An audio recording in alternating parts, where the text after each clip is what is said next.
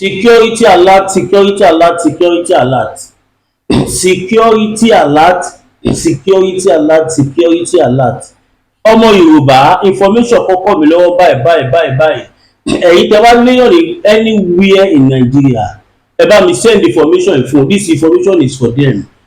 Pàápàá jùlọ ìwọ tó bá ń gbé nílẹ̀ Igbo àti ilẹ̀ Haúsá, súnmọ́ bí kò wá gbọ́. Ọmọ Yorùbá ó ti dójú ẹ̀ báyìí. Tí bá níná ń jó lórí omi, ẹni lọ kéwù ẹ̀ wà. Ọmọ Yorùbá, wàhálà ti ṣẹlẹ̀. Ẹ̀yin tẹ́ bá lọ́mọ ní yunifásitì, ẹ tètè pè wọ́n, kẹ́ send fídíò sí wọn. Ẹ̀yin tẹ́ bá lọ́mọ ní secondary school, tẹ́ lọ́mọ ní boarding school, tẹ́ lọ́mọ ní anywhere in Nigeria, ẹ tètè gbọ́ information tí mo mú wáyé. Ẹ send ẹ̀ sí wọn. Mẹ́ni tẹ́ máa send ẹ̀ sí tó máa gbẹ̀mí ẹ̀ là. Torí pé kí ni òun tá à ń pariwo látijọ́ yìí, ó ti bẹ́lẹ̀ báyìí. Ọmọ Yorùbá, ó ti dogun, ó ti dọ̀tẹ̀. Ẹ wo ohun tó ṣẹlẹ̀ ní Benue State. Nǹkan kan tí wá ṣe, àwọn Fúlàní tí wá make a declaration bí mo ṣe bá yín sọ̀rọ̀ yìí. Allegedly, they have allegedly make a declaration. A gbọ́ pé àwọn Fúlàní wọ́n lọ sí somewhere in Guinea. Wọ́n lọ ṣe closed door meeting. Ìyẹn àwọn àgbààgbà wọn Fúlàní tí wọ́n jẹ́ kàbá, tí wọ́n jẹ́ alátìlẹ́yìn fáwọn tó ń pa wá lẹ̀ Yorùbá, tó jẹ́ pé àwọn gangan fún ara wọn ni wọ́n gbéṣẹ́ fáwọn tó ń pa wá. Wọ́n ti fẹnu kò sí kankan o. Bí mo ṣe ń bá yín sọ̀rọ̀ lọ́wọ́lọ́wọ́ báyìí, allegedly information kàn mí lára wípé àwọn Fúlàní ẹ ti give order pé wọ́n bẹ̀rẹ̀ sí ní pa gbogbo ọkùnrin. Tí bá yín ló ń jó lórí omi, ẹni lọ kéwú ẹ̀wà. Nígbà tí mo kọ́kọ́ gbọ́rọ̀ yẹn ní Benue State, táwọn ará Benue sọ, mo nírọ̀ ni pé ẹni tí mo bá bá lù òun ló kù, kò sí kí bí wọ́n. Nísìnyí báyìí, wọ́n ti wá prove ẹ̀ fún wa ní Enugu State. Wọ́n ti jẹ́ ká now wọ́n ní helicopter kan suspected to be Nigerian Air Force helicopter allegedly. Gbogbo àdó láti rí fíwọ́n fọ́nrán lórí social media.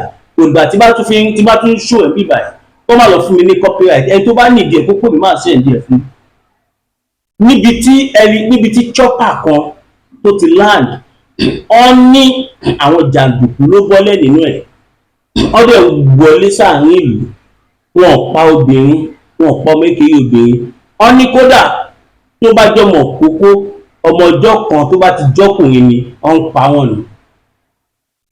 Náà ìyẹn ò fi bẹ́ẹ̀ jẹ́ pọ́blẹ́mù mi, torí mo mọ̀ wípé ogun ń kó lẹ̀ Yorùbá. Mo mọ̀ wípé ọwọ́ tó fẹ́ gbé wáyé, ọwọ́ ẹ̀rọ ló máa bá dé fún wa lẹ̀ Yorùbá. Ṣé bíbọn ni? Gbogbo ayé ló mọ̀ pé àwọn ọmọ Yorùbá gúdúgúdú ni wá, àkè túra lẹ̀. Gbogbo ìgbà ni Yorùbá fi máa ń wà ní ìmúra sílẹ̀. Tá bá yọ ti àwọn àgbààgbà tó ń dí àwọn ọ̀dọ́ lọ́wọ́ mú, tó ń dí àwọn ọlọ́dẹ lọ́wọ́ mú, tó ń dí àwọn local security parastatals, tó ń dí wọn lọ́wọ́, tó ń dí vigilante lọ́wọ́, tó ń dí Àgbẹ̀kọ̀yà lọ́wọ́, tó ń dí Ìfẹ́lódún security lọ́wọ́, tó ń dí OPC lọ́wọ́, tó ń dí Ìsọ̀lódé ẹ̀rọ lọ́wọ́ mú, tí wọ́n jẹ́ kó fall into action, tó ń dí Àmọ̀tẹ́kùn lọ́wọ́ mú, tó lọ gbé Àmọ̀tẹ́kùn sábẹ́ àwọn ọlọ́pàá. Ohun tọ́lọ́pàá ọba ní kò sí wọn tó bẹ́ẹ̀ kọ́ sí General Toku sọ bẹ́ẹ̀. Former state chairman of Àmọ̀tẹ́kùn of Oyo State, wọ́n sọ, former commander or general something like that, pé Àmọ̀tẹ́kùn ẹṣinú ìwé ni, kò lè sáré, bẹ́ẹ̀ sì ni nǹkan tó gùn lábẹ́ ò lè rí kankan, kò lè ríṣẹ́ ọ̀kan sí. Now àwọn Fúlàní ti wá eléyìí, ẹni tó bá wá sọ pé is not a declaration of ogun, ẹ sọ fẹ́ nìyẹn pé ọkọ̀ ló máa pa. Nísìnyí báyìí wọ́n ti wà ní second stage of ogun tí wọ́n fẹ́ bá wa jà. Wọ́n dẹ̀ lọ sí stage mẹ́ta ni wọ́n lọ. Ǹjẹ́ mọ̀lẹ́ tó fi ń pa àwọn ọmọkùnrin? Wọ́n ti ṣe statistic yẹn, wọ́n ti rí pé 95% àwa tá à ń pariwo ọkùnrin ni wá. 95% ti alákíkanjú ọmọ tó wà lẹ̀ Yorùbá lè ní ọkùnrin ni wọ́n. 95% ti àwọn ajìjàgbara tó wà ní Biafra land ní ilẹ̀ Ìgbò ọkùnrin ni wọ́n. Àwọn Haúsá tó yarí nísìnyí fáwọn Fúlàní ọkùnrin ni gbogbo wọn. Wọ́n ti lọ ṣe mítìn ní Guinea Bissau. Wọ́n ní operation catch them young, operation catch them not to go, operation clear them before they go. Èrò mọ̀ pé tó bá ti dàgbà wọn ní lajúlẹ̀, ọkùnrin lọkùnrin á máa bí, lọkùnrin á máa jẹ́. Another tí wọ́n tún ṣe nísìnyí ni pé ọ̀nà tó fi ń pa àwọn ọmọkùnrin yẹn tó bá ti yìnbọn fún tí ò bá wọlé wọ́n á fi kẹ́míkà sí nímú á gbẹ lẹ́sẹ̀kẹsẹ̀. Allegedly. Báwo ni helicopter ṣe máa kó àwọn jàǹdùkú wọnú ìlú láti wá pa àwọn èèyàn tí Nigerian government àwọn olórí burúkú Fúlàní tọ́dẹ̀ ń jẹ́ ká mọ̀ wípé àwọn ò mọ̀ ọkàn nípa ẹ̀, pàápàá jùlọ Sultan of Sokoto, it need to be investigated.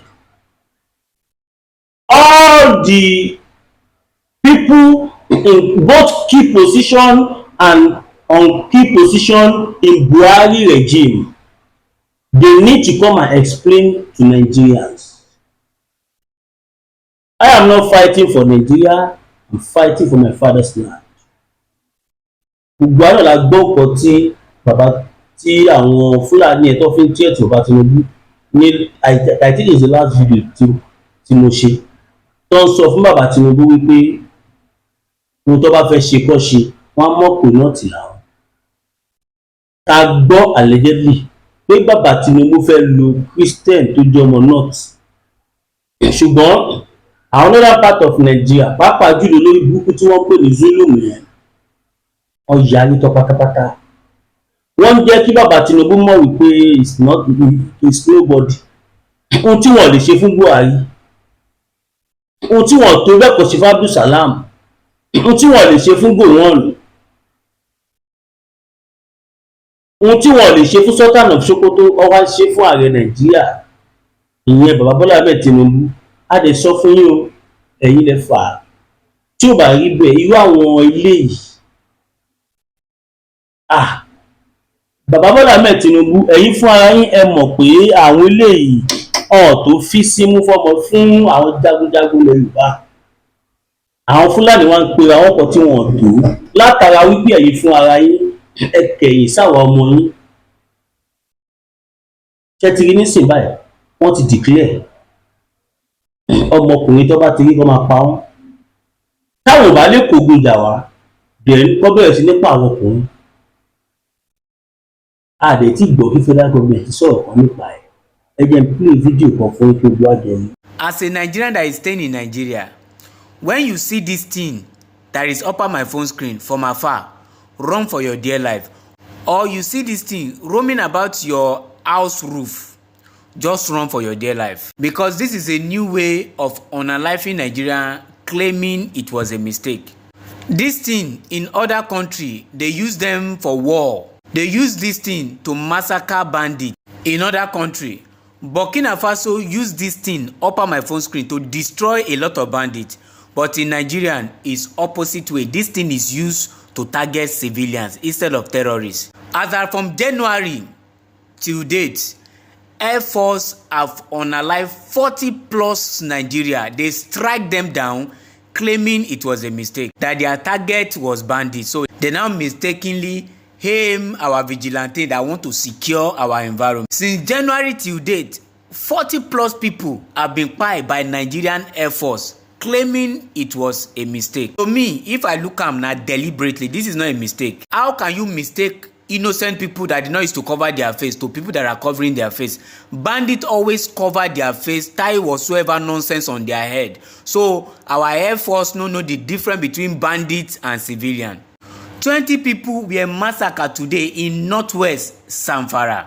What was our Air Force excuse? They say it was a mistake. Eyewitness claim that there's some bandit that stormed their community and those vigilantes in those community chase and overpower the bandits. As they were chasing them, all of a sudden, Nigerian Air Force came with this ship here.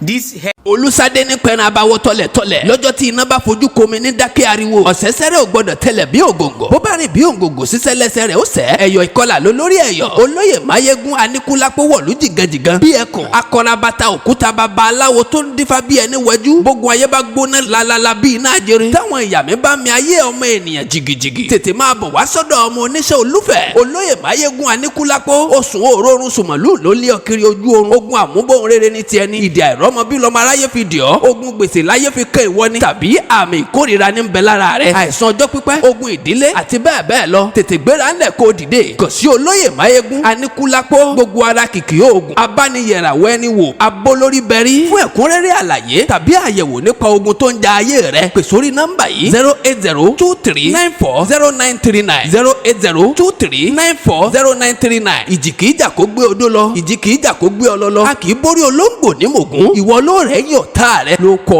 lọ́wọ́. bitter tea ẹkùn tí ń wọ̀ yá àjà pẹ̀lú àwọn kíndìnrín tó ní stone nínú ìyẹn kidney stone yóò mẹ́ẹ̀tì ẹ̀ tẹ́sí yádànù nínú àgọ́ ara yín òun kan náà ló ṣiṣẹ́ fún liver ìyẹn àìsàn jẹ̀dọ̀jẹ̀dọ̀ a sì tún máa ṣiṣẹ́ fún ààtì ìyẹn ìṣòro àìlèmí sókè sódò dáadáa láàólà bitter tea ló tún ṣiṣẹ́ fún ìfúnpá gíga ìyẹn high blood pressure bákan náà gbogbo ẹ̀yin tẹ́ ẹ bá ní ìṣòro ìsétọ̀ tí a mọ̀ sí prostate cancer gbogbo àwọn àìsàn tá a là kalẹ̀ yìí pátápátá òun ni láàólà abá bitter tea yóò bá wà yá àjà ìṣòro ara ríro ń kọ́ láàólà bitter tea òun ni kẹ́ ẹ gbẹlura láti wá rí egbòogi láàólà bitter tea rà àbí tẹ́ ẹ bá fẹ́ mọ ibi tí wọ́n tẹ̀dó sí ẹ mẹ́sẹ̀gì wọn lórí àwọn whatsapp numbers yìí +44742452737 àbí àwọn Nigeria numbers yìí 08033194355 tàbí 08026265000 kò bára rí ẹ̀rí inú ẹ̀jẹ̀ ti kàn jẹ̀gbọ̀n lọ́wọ́ láàólà bitter tea gbẹlura kò rí yàtọ̀ bẹ̀. ìsáré round-up ìṣàjẹ́bù ni wọ́n lóye kó tó di pé ìṣàjẹ́bù yìí kú àwọn Fúlàní fẹ́ gbé ìgbésẹ̀ kan báyìí wọ́n máa lọ sí ìgbèríko ìyẹn àwọn inú abúlé wọ́n á lọ máa fi orúkọ olóyè Sunday Igboho wọ́n á máa fi bá àwọn èèyàn sọ̀rọ̀ as Yorùbá Nation Freedom Campaigner wọ́n á wá máa parọ́ fáwọn èèyàn wípé olóyè ti wà níbì kan wọ́n ní kí gbogbo àwọn tá bá nífẹ̀ẹ́ wọn ká wá pàdé àwọn ń bẹ̀ kò ṣe inú táwọn inú village àwọn abúlé Yorùbá tó wọnú tó jẹ́ abúlé gangan tó jẹ́ pé wọ́n ṣe live life abúlé tí wọ́n ti gbọ́ nípa olóyè Sunday Igboho títí kọ́ àwọn olóòdẹ ọlọ́dẹ àwọn ọdẹ òru ọdẹ ọ̀sán ọdẹ gbogbo wọn sápátá àwọn balógun ìlú nǹkan kan wọ́n á wá máa sọ fún wọn wípé olóyè Sunday Igboho ti pàṣẹ o wọ́n ní kí gbogbo àwọn ọmọ Yorùbá ká wá bá àwọn nínú ibi báyìí a gbọ́ pé allegedly wọ́n lè máa fún wọn ní 10,000 pé olóyè ní ká fún yín ṣe Sunday Igboho ní ká fún yín kìnìkan ìgbà kan àwọn kan it's all lies ẹ̀yin tẹ́ bá tẹ̀lé wọn tó bá ti fi lè kó yín báyìí tẹ òpè fún apàdé Sunday Igboho wọ́n lọ pa yín ni ẹ tètè bá mi send information yìí kó jáde síta dáadáa ẹ jọ̀ọ́ anybody tí wọ́n bá ti wá wàásù Yorùbá Nation fún tàbí tọwọ́ ó jẹ́ kẹ́yìn náà mọ̀ wípé olóyè Sunday Igboho wọn kì í ṣe akọlé bẹ́ẹ̀ ni wọ́n ń ṣakọlé tó bá fẹ́ ṣe irú nǹkan bẹ́ẹ̀ wọ́n máa sọ lójú gbogbo ayé ni mo fẹ́ ṣe nǹkan báyìí irú èmi ọmọ yìí Masbi TV bàbá mi Ọláyọmí Kóìkì àwọn world media nǹkan tẹ́ bá gbọ́ lẹ́nu tiwa òun ni olóyè mọ̀ sí any other person tó bá ti wá àbí tẹ́níwọ̀dì bá ti wá bá yín tẹ fura sí páwọn tá à ń sọ yìí ni ẹ gbé fóònù ẹ pè Masbi TV lẹ́sẹ̀kẹsẹ̀ anywhere ní gbogbo ilẹ̀ Yorùbá máa kọ̀ọ̀tún àwọn èèyàn máa wá bá yín bẹ̀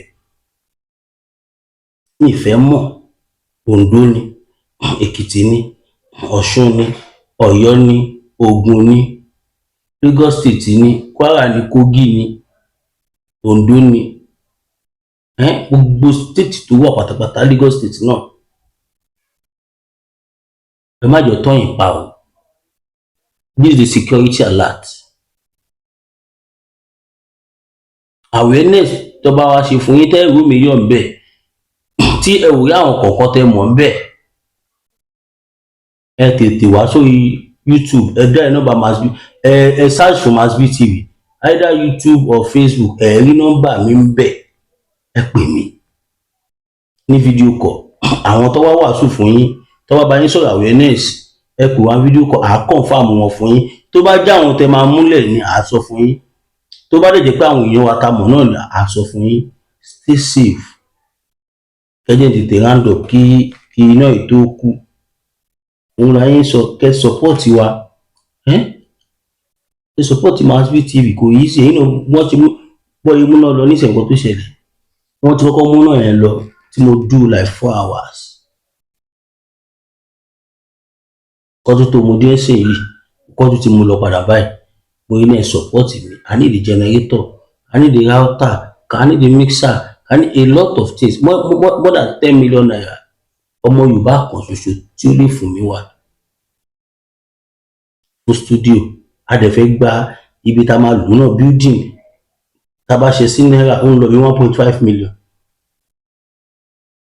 ẹ support mi odò àgbo àkókò ní gbé ọ̀dà lẹ́rù now àwọn Fúlàní ti gbà pé yóò bá máa lọ bọ̀ wọ́n wá ní kàkà kí kó má jẹ́ sèse á fi ṣàwádànù àyà gbà pa lọ ọ̀pọ̀lọpọ̀ wa àyà dalábò ara ni bíi tàwọn ta fẹ́ filẹ̀ ọmọ Yorùbá ẹ jẹ́ ká lọ dira ó náà kò tí dàbọ̀ fẹ́yìn tó bá fẹ́ support me financially account number mi rè 02141687040 02141687040 GTB Williams Olúwatósìn lọ́dọ̀ ní máa rí lórí ẹ̀ fẹ́yìn tó bá fẹ́ bá wa sọ anything tàbí ní polówó ọjà fún wa ẹ pè wá sórí +229 5774 7970 +229 5774 7970